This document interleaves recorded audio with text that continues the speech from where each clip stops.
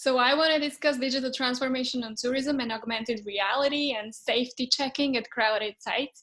And we end up discussing strategies, mindset, and following our passion when we're building a tourism business. Listen to a second out of a series of interviews with Nick Hall, founder of the digital tourism think tank, where we're looking into the future of tourism and travel industry in Europe in post-COVID world.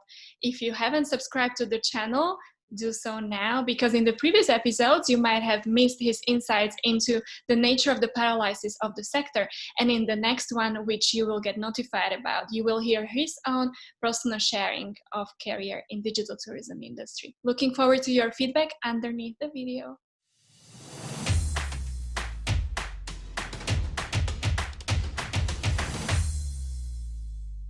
So here we go again. Thanks, Nick, for being still with us. In the previous episode, we looked into the whole COVID lockdown experience and how tourism, millions of small and medium tourism enterprises went through the transformation and who are the more successful ones than the others. So if you haven't listened to it yet, go and check out the previous episode. In this one, we go more into the more medium term perspective, looking into future proofing of tourism business and what's the technology and its role in the whole story. So welcome again, Nick. Thank you very much. It's great to be back. And so the big question is, it's kind of weird to be asking in 2020, why is it so important to run your business through digital transformation process and embrace the power and potential of technology? So instead of asking you the why it's important, maybe can you give us some examples of what are still the biggest myths out there for the companies who reject that opportunity, or what is holding them back from really getting it? Yeah, I think that's a great question. You like to give me a challenge at the start of the interview, I think. Because I'm sure you've answered the why a million times, so yeah, Google that. I think one of the biggest myths is that their customers are not online and they're not booking online, and therefore digital isn't the right thing for that business. I think that's something I've just heard so much, including from very experienced tourism professionals that are responsible for promoting as well. Maybe they focus a lot on the trade. You know, the thing about being strong digitally is that it just gives us a huge extra interface with our customers. And it's true that it's not always about driving digital sales. It's not always about booking online. But if you don't have a strong digital presence, then you're kind of missing your shop front and that point of engagement with your customers. One of the things that has really changed is that we've spent so much time and effort to try and get businesses to develop their own websites and just to do these basic things, you know, to be bookable.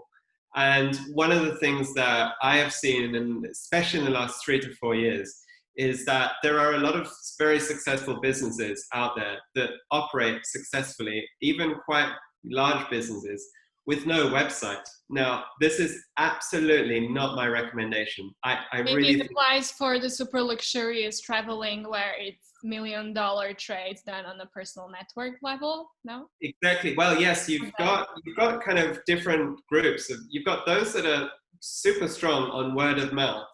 And, you know, channels like Facebook have just become so important and powerful for them because it supports that word of mouth discovery. And, you know, whether that's reviews or whether that's people sharing their experiences, it's been really, really powerful for them. And then there's others, like you mentioned, on the luxury scale that focus on highly personalized, individual one-to-one recommendations and contact with their customers. And they're using digital channels to do that. In Asia, and it's a little bit less the case here, but it's certainly still quite a lot the case, especially with the really small businesses, using messaging, WhatsApp and things like that, has maybe allowed them to leapfrog some of those major digital channels. And, you know, because of the demand from customers, they engage directly with customers through those channels. And personally, I booked from a restaurant the other day. I went to their website. They were on Uber Eats and Deliveroo, as a lot of them are. And I saw they had a WhatsApp number, and I messaged them and I said, hey, it's great that you've got WhatsApp, and can I order through here? And they were so happy. And I said, you guys should promote this more, because it's just about engaging with customers in the channels that they're most familiar and comfortable with, and then building that sense of loyalty. So it's certainly not all about the website, and it's certainly not all about having a transactional bookable experience. But these will really help. So I would like to say that with an air of caution, that there's certainly not a green light to say, hey, forget the website. This is your only digital brand asset that you fully own. All the others are kind of borrowed assets on other people's channels, and that's why it's so important. And also, we're not promoting any particular platforms here, right? Exactly. Yeah. You know, I've been thinking, obviously, the digital presence, the marketing and client engagement part of digitalization of your business is kind of the obvious first reflex that everybody has when we think about digital transformation of a company. Now, if we look at the whole life cycle, the value chain of delivering a travel experience, it's from the booking and the engagement with the travel agent, but then there's the consumption, and then there's the aftercare also. Where do you see the innovation going there? And we've been discussing again in the previous episode, how does digital empower in the post-COVID world, making our travel experiences more safe, or giving us that feeling of safety in terms of like managing the social distancing and booking of the experiences again in kind of real time in the sightseeing context. But what are the parts of the travel experience that seem to be overlooked, and where are the opportunities for digital or technological transformation that we typically don't see?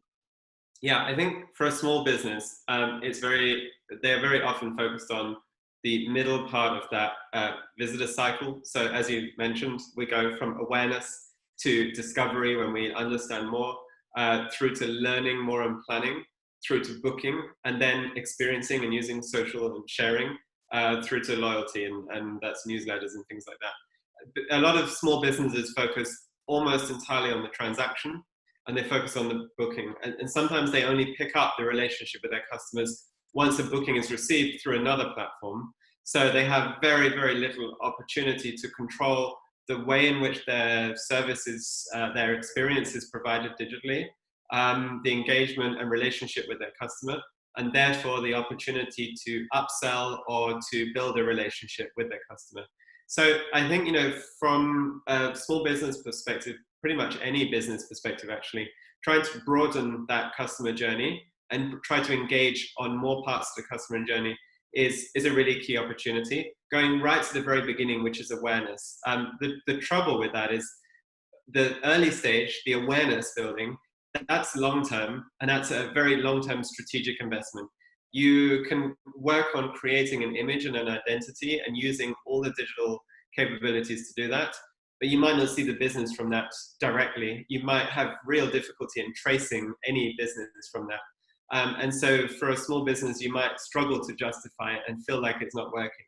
So it does require a journey. You need to go on a journey, and you need to stick with that, and you need to believe that continuing to create an image for your experience, and to create brilliant content, and to tell your own story, and to use digital to get that story out there is really key. Where technology can really be very powerful in those early stages is how you deliver that. So a lot of small businesses have found that they can create live stream content with their customers really easily.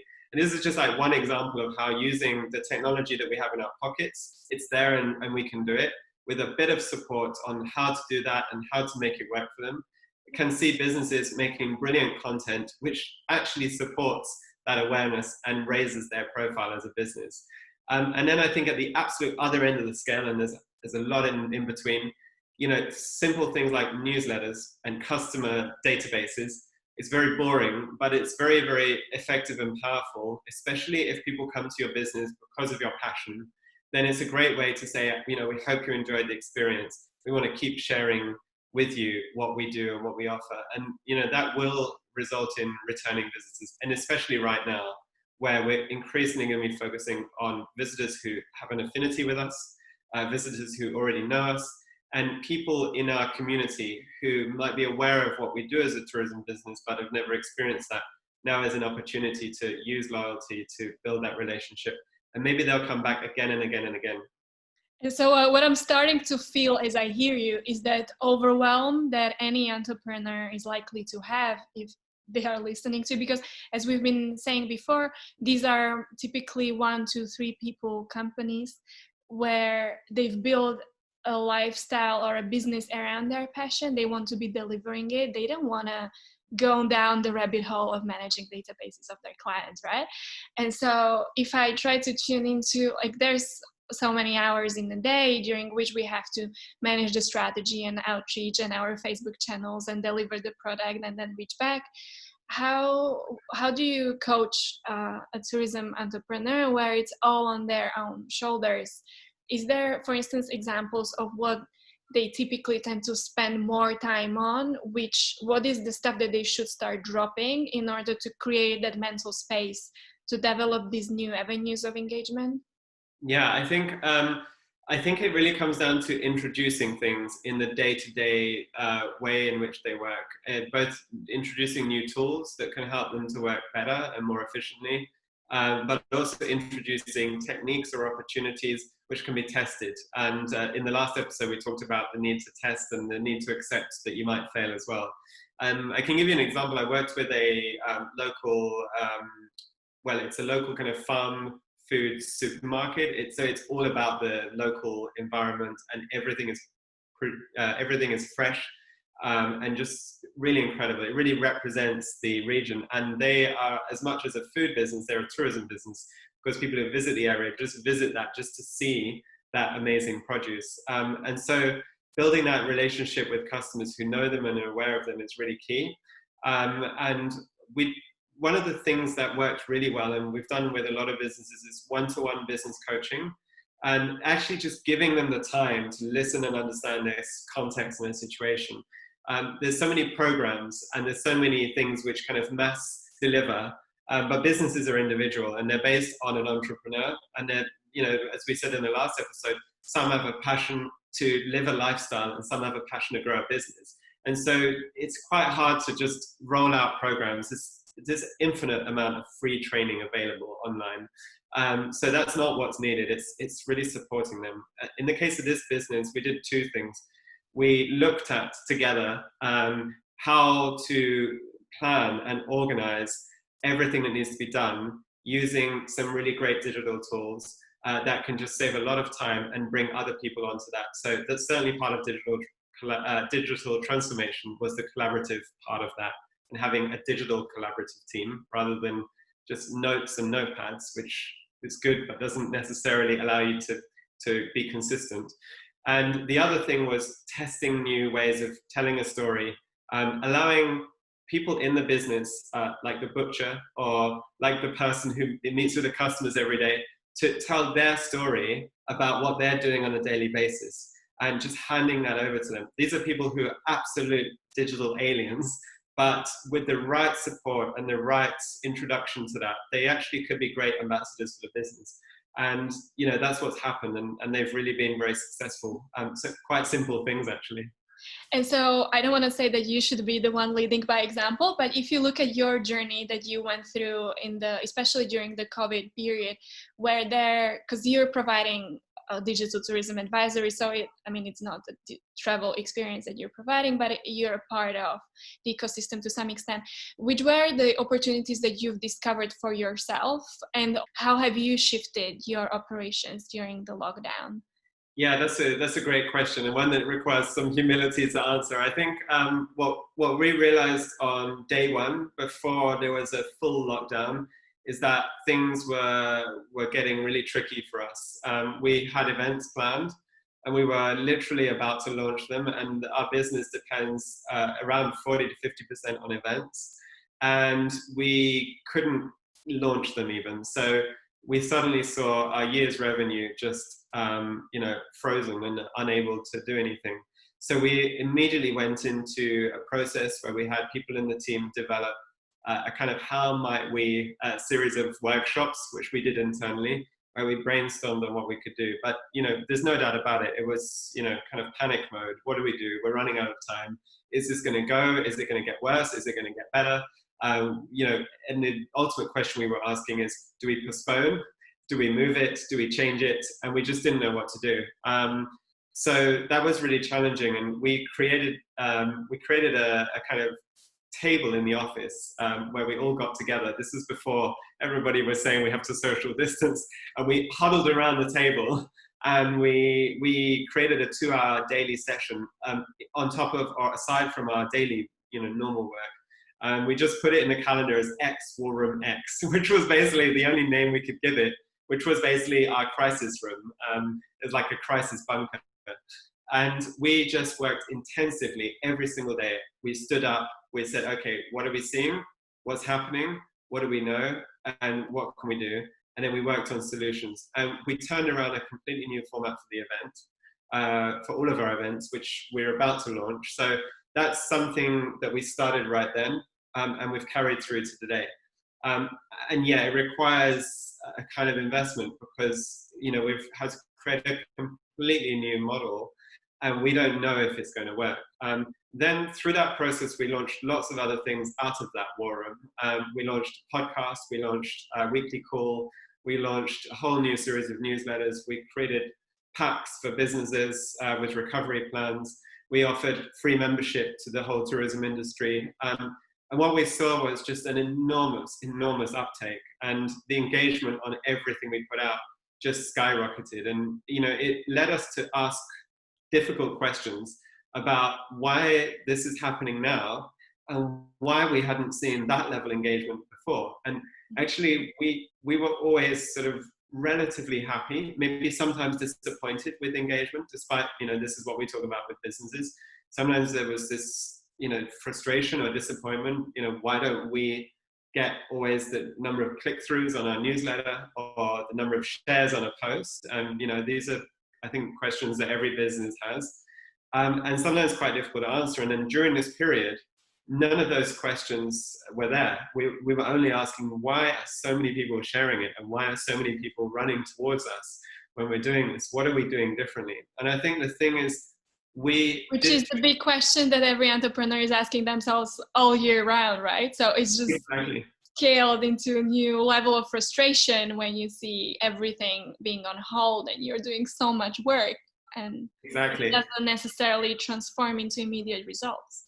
Exactly. So that's the next thing. So what we saw is that people ran towards us, the engagement went through the roof.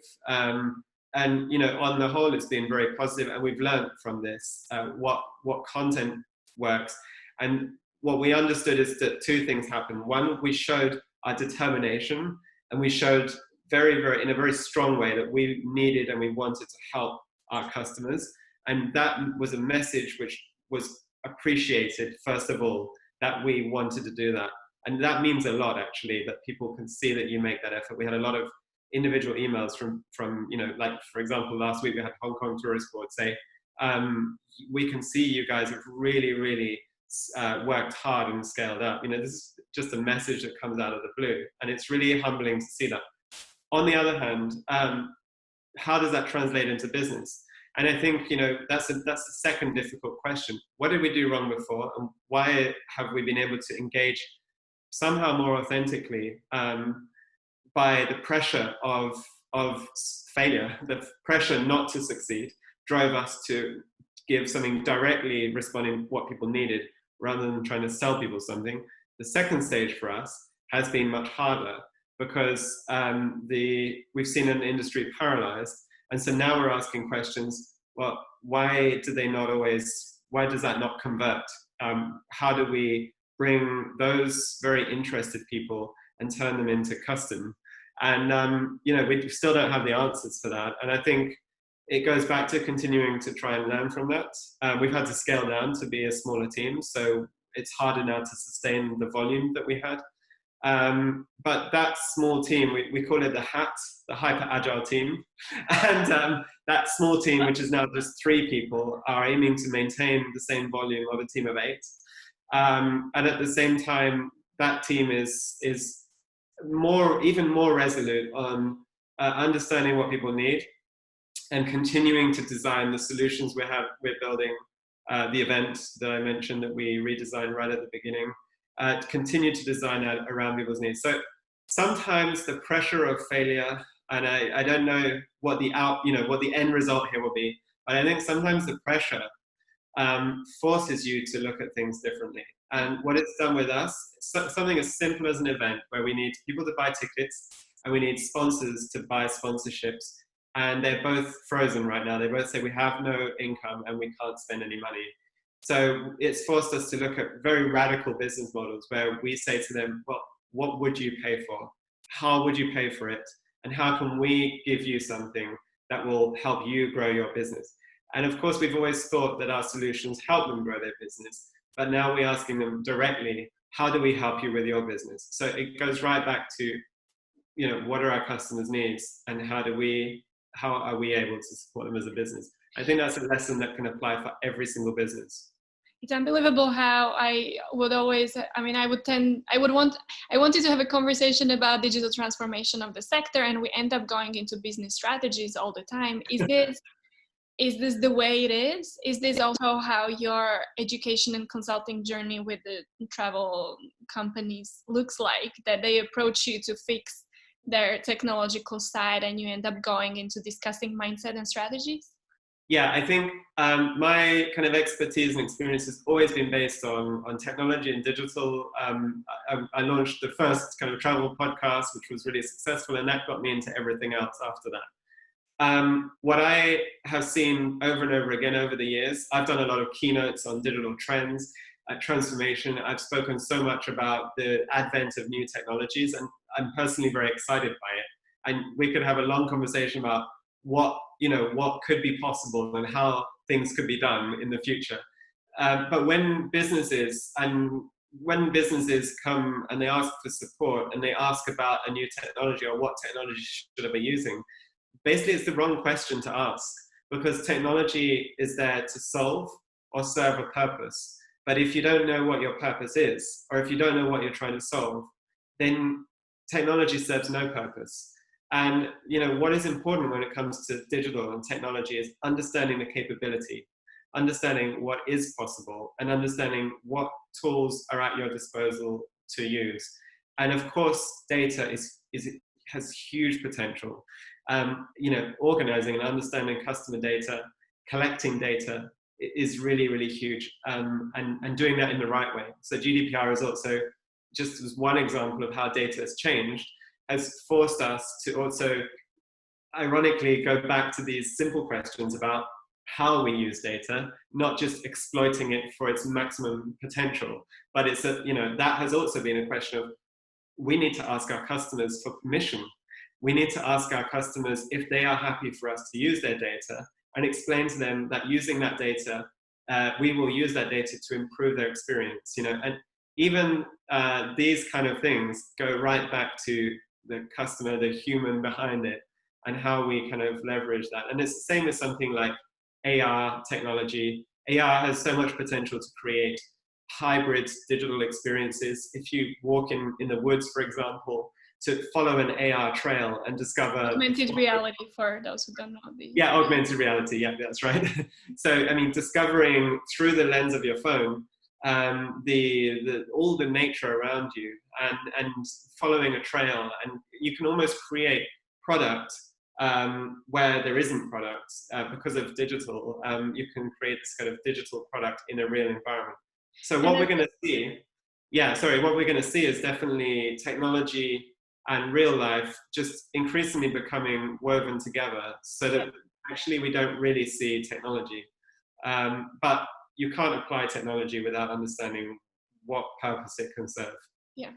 And so to zoom back to our European conversation, because this is mainly intending to address the European audience and the new leadership that we can bring into the European space, how far do you think we are in embracing these new possibilities and vision as European companies? Because again, it can be very overwhelming seeing what the technological possibilities are in the Western end of the world, maybe seeing the policy innovation that we see from places like Singapore in supporting the transformation and the entrepreneurs.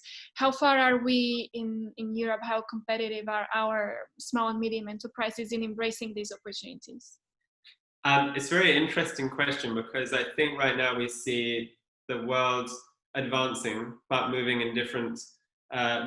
apart again after maybe coming together for the last 20 to 40 years. We see the world moving apart in different values and different beliefs about the society. And I think in Europe, what do you have in mind?